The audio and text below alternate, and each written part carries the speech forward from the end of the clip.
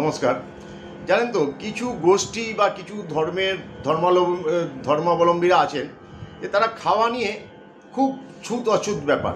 যেমন তারা মনে করেন যে স্বর্গে যেতে হলে নাকি কি নিরামিষ খেতে হয়। মানে আচার্য জগদীশচন্দ্র বসু না থাকলে তো আমরা জানতে পারতাম না যে নিরামিষ গাছগাছালিতে প্রাণ আছে। সেটাও একটা হত্যা, প্রাণী হত্যার মতো করে, জীব হত্যা।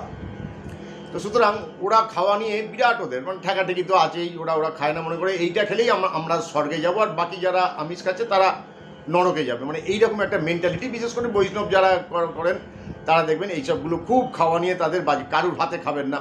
তো দেখুন, ঈশ্বর কিন্তু প্রত্যেকের জন্য প্রত্যেকের ব্যবস্থা করে গেছেন। যেমন এটা কিন্তু ভগবতের কথা, মানে আমার কথা এটা নয়।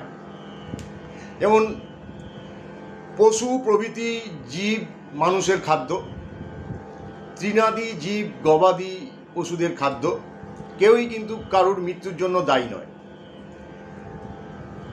একজন হচ্ছে মানে ঈশ্বরই হচ্ছে খাদক, আবার ঈশ্বরই হচ্ছে খাদ্য। সবার মধ্যে যদি ঈশ্বর থাকে।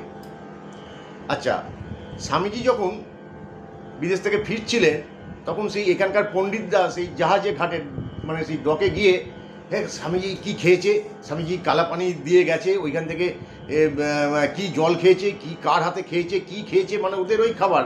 তখন স্বামীজি বলে, হ্যাঁ তোমার তো জাত গেল। স্বামীজি বলে, সন্ন্যাসীদের কোনো জাত হয় না। তখন স্বামীজি রেগে গিয়ে লাস্টে ওদের বললেন যে তোমাদের ধর্ম এখন শুধু রান্নাঘরে,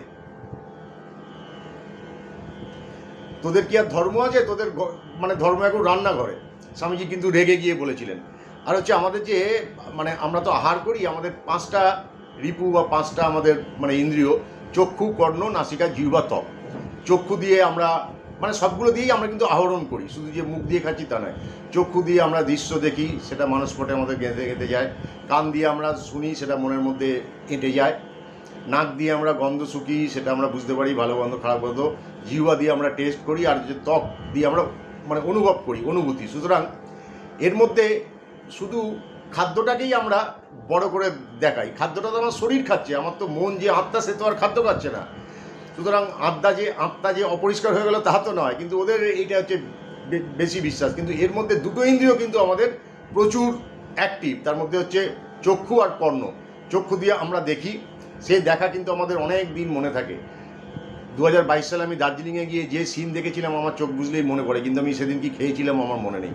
আর কর্ণ যখন আমরা ঠাকুরের বাণী শুনি আমাদের মনের মধ্যে গেঁথে যায়, সেটা বহু বছর আমাদের মনে থাকে। সুতরাং এই খাদ্যটা নিয়ে ওদের এইটা করা আমার তো মনে হয় ঠিক নয়। ভালো থাকবেন, নমস্কার, আবার সামনের দিন দেখা হবে।